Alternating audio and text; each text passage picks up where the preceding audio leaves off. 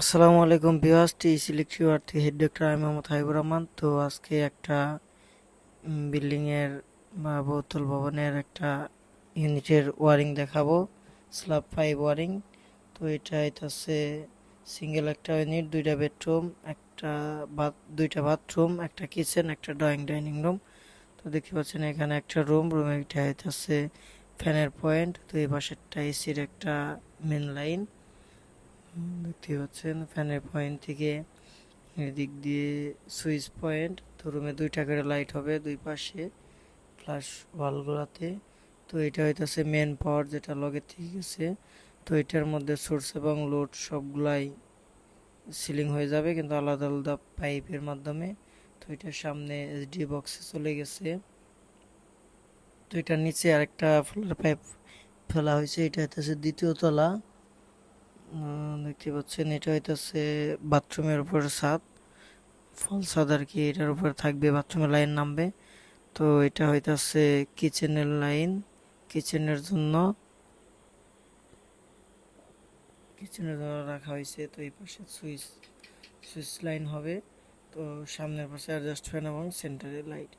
তো এই পাশটা দেওয়া হইতেছে ডাইনিং রুমের ফ্যান ফ্যান পয়েন্ট এবং ওয়াল থেকে লাইট বা ল্যাম্প। তো এইদিকেও একটা ফ্যান পয়েন্ট, এইদিকে ডপ নামানো হয়েছে, এটা হইতেছে লাইট পয়েন্ট। দেখতে পাচ্ছেন। তো এখান দিয়ে লাইট পয়েন্ট। তো এই দিক দিয়ে আরেকটা রাখা হয়েছে, এটা হইতেছে সুইচ বোর্ড হবে।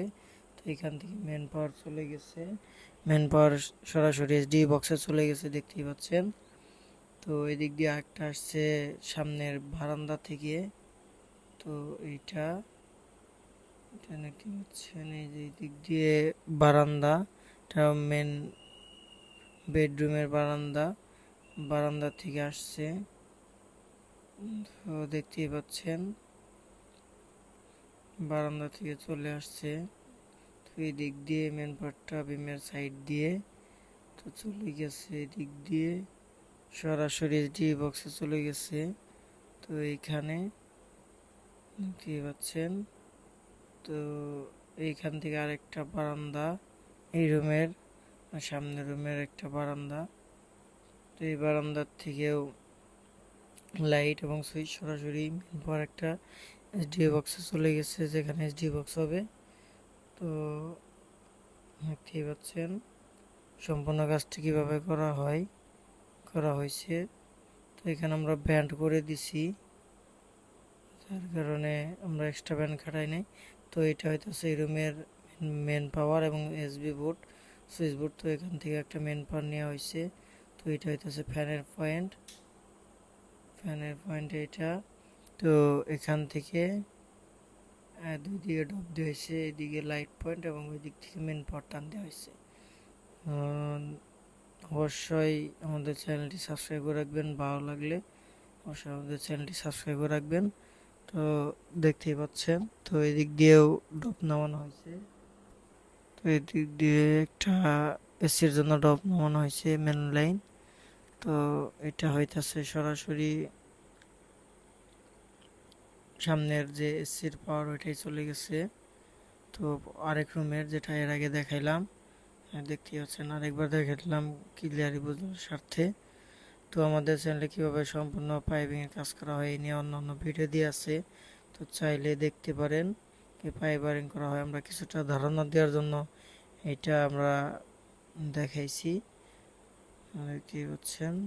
তো পাইপগুলো আমরা বিআরবি পলিমারের পাইপগুলো দিয়ে কাজগুলো করছি, আমাদের সকল ধরনের কাজ এইভাবে করে থাকি। এবং পাইপগুলো আমরা ব্যান্ড করে দিছি যাতে এক্সট্রা ফিটিংস কম লাগে এবং কেবল টানতেও যাতে সুবিধা হয়। দেখতেই পাচ্ছেন সম্পূর্ণ এই জায়গায় আমরা এসডিবি বক্স লাগাবো সোজা আর কি ওয়ালের নিচে। তো এটা হইতাছে সিঁড়িগুটার লাইট। তো এখান থেকে সেইখানে সিঁড়ির জন্য আলাদা লাইট হবে। তো সকলেই ভালো থাকবেন, সুস্থ থাকবেন, দেখা হবে পরবর্তী ভিডিওতে। আল্লাহ হাফেজ, আসসালামু আলাইকুম।